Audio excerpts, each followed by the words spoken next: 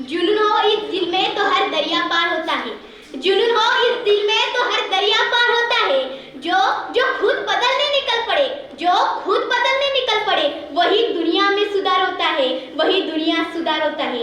माननीय उपस्थित मान्यवर, मी कोड क्रमांक 69 विषय मांडते, येत्या नव्या युगाचा निर्धार बोलते। आज मी तुम्हा सर्वांसमोर उभी आहे, ती फक्त भाषण देण्यासाठी नाही, तर एका ज्वालेसारखी बदल पेटवण्यासाठी। कारण युग बदलते, पण त्या बदलात माझा आवाज, माझं पाऊल, माझा निर्धार दिसला पाहिजे।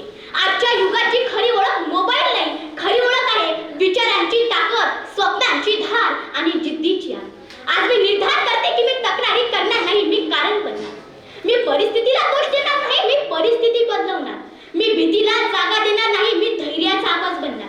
कारण मला हे ठाम माहिती आहे, नवं युग फक्त तंत्रज्ञानाने येत नाही, तर मानसिक धैर्याने तयार होतं।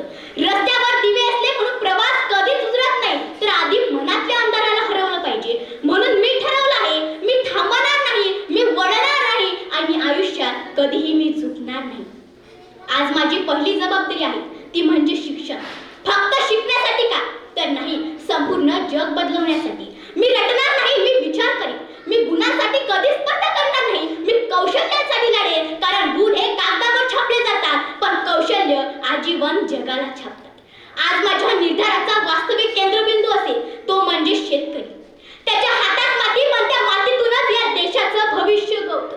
त्याच्या घामाला किंमत मिळालीच पाहिजे, त्याच्या आवाजाला मान मिळालाच पाहिजे। कारण नवं युग हे तेव्हाच उजाडेल, जेव्हा शेतकऱ्याच्या चेहऱ्यावर चिंता नाही, सन्मान, अभिमान दिसेल।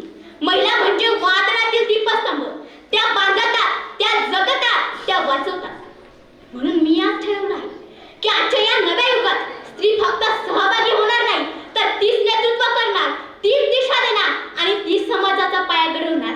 कारण मी कोणाची सावली नाही, मी माझ्या युगाचा प्रकाश आहे। आज नवं युग उंबरठ्यावर उभं आहे, पण त्या उंबरठ्यावर पाऊल टाकण्यासाठी सुद्धा निश्चयाची तलवार आणि कर्माची कवच लागते। आज जगात हजारो लाखो समस्या आहेत, परंतु त्या प्रत्येक समस्येपेक्षा सर्वात महत्त्वाचं म्हणजे माझं स्वतःचं उत्तरदायित्व। आज मी स्वतःला प्रश्न विचारते की मी या भोळ्या भाबड्या देशाला काय देणार? फक्त स्वप्न का, तर नाही, मी देणार शिस्त, मी देणार संवेदना, मीच देणार प्रामाणिकपणा आणि मीच देणार कर्तव्याची ज्वाला। नवं युग केवळ बदलाचा आवाज नाही, तर उत्तरदायित्वांच्या पावलांचा दार आहे। आज आपल्याला विज्ञान हवं आहे ना, पण विवेकही हवा। तंत्रज्ञान सुद्धा हवं आहे, पण संवेदना हव्यात।